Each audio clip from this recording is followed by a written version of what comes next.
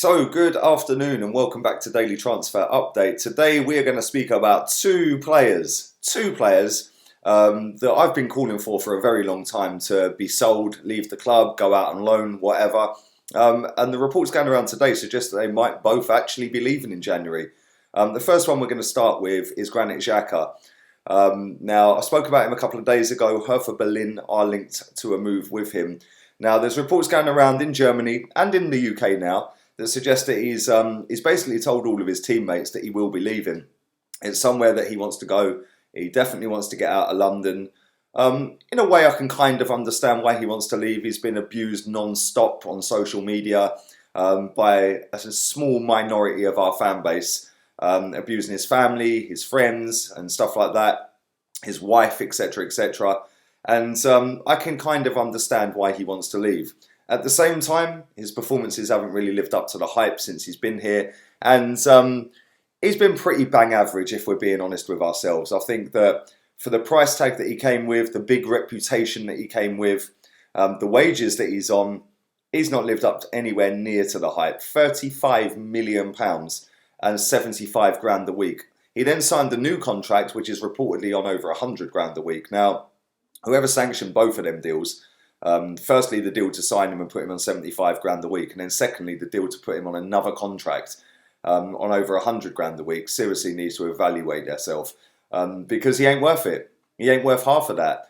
I've seen a lot of people that suggest that he's that linchpin in midfield that keeps the attack ticking. He's the link between defence and attack.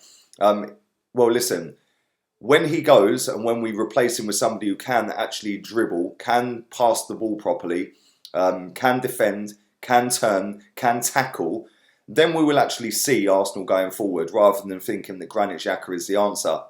Now, like I said, he's been wanting out for a while in my opinion, and I think this all came to a head when he threw the armband the other week. We all know what happened with that, and he started shouting at fans, telling fans to F off and stuff like that. He then came out 5 days later and put a statement out saying that the reason he done that was because he gets abused on social media. Well, heads up, Granit. I get abused on social media every day. I don't start throwing armbands around. Come on. Seriously. You were the captain of Arsenal Football Club at the time. And whilst I know everyone snaps every now and again, yes, I do. I get it. You're doing it on a global stage. You're doing it in front of thousands of fans. You're doing it in front of millions of people watching globally. And the way he conducted himself that day was just so wrong. He then came out with a statement and said it was because he was abused online and he snapped and he shouldn't have done it. He then did a disappearing act and said that he didn't want to play, he wasn't quite ready for certain games. I think it was the Leicester game. 2 days later, he's lining up for Switzerland. He then played pretty well for Switzerland, to be fair. And he then come back. Again, I think he missed the first game back. He said he wasn't quite ready. I may be wrong. I may have that wrong, but I'm pretty sure he didn't play the first game back after international break. But whilst he was on international break, he then backed up what he'd actually done. So he'd done that on the pitch. He then said it was because he was getting abuse. He then went on to a German media outlet and said that he was right in what he did and blah, blah, blah. To me, I think he's one of the bad eggs at the club. I think he's one of the people that believes his own hype, thinks he's bigger and better than he is. That's just how he comes across. He comes across very smug, very arrogant. Go back to last season when we played against Brighton and he gave the penalty away and just walked off with some smug little look on his face. And it was like, do you realise that that penalty ultimately ended up costing us Champions League football? And you're just walking around like it's nothing to you. Yeah, and there's been other times where he's come out in the media and said certain things that I've just thought, you know what? You really rate yourself, don't you? And your performances don't back up how much you talk and how much you rate yourself.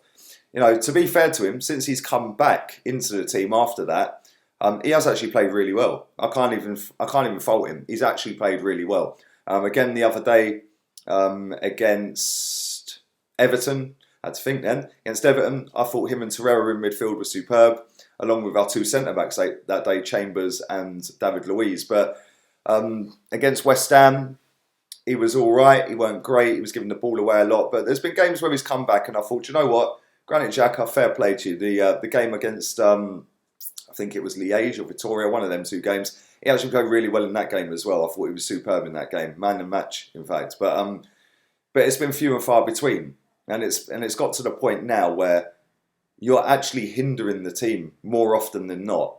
You're too slow to play in that position. You can't dribble past a guy. You've got a Hollywood ball once every 10 games and you land it once every 5 times. For me, too slow to play in the Premier League, always has been. The pace and intensity is too much for him and he can't handle it. That's why he looks good on international football, because it's a lot slower tempo. But listen, Hertha Berlin want him, get him on the next flight to Berlin. Leave it in the comment section, let me know what your thoughts are about Granit Xhaka and whether you'd let him go or whether you actually think he's any good. Leave that in the comment section. Let's move on to player number 2.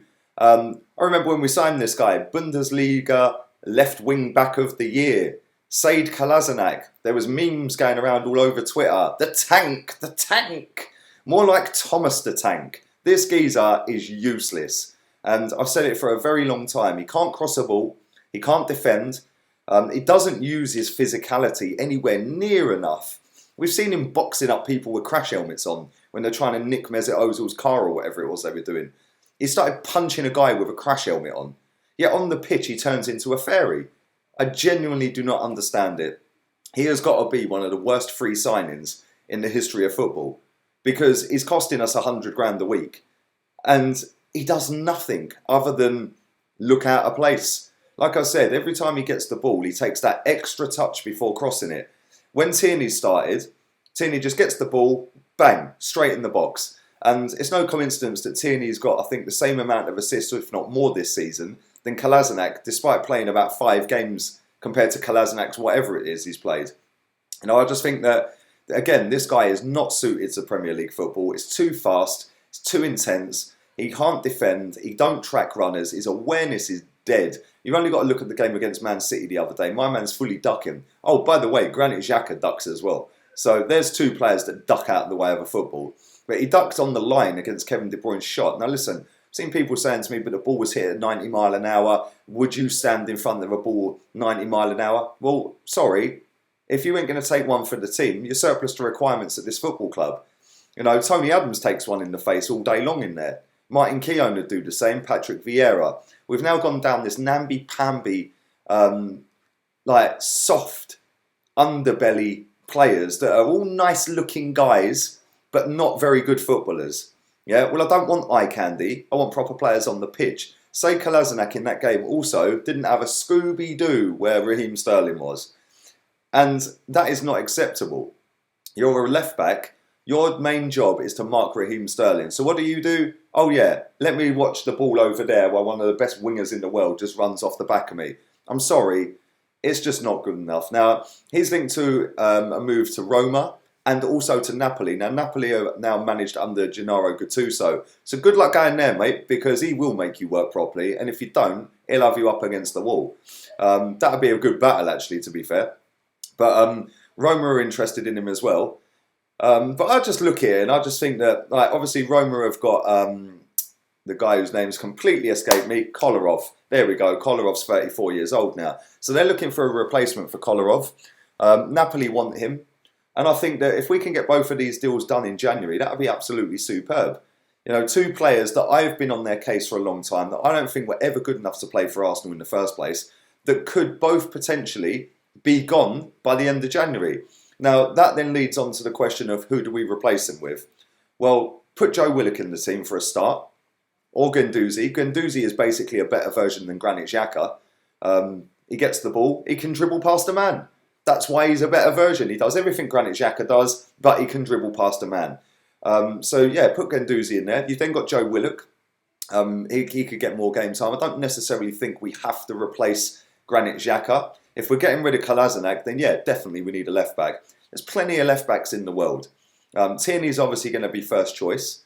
So let's go and get a backup left back or promote somebody from the youth. Then in the summer, we go again and we're going to strengthen properly.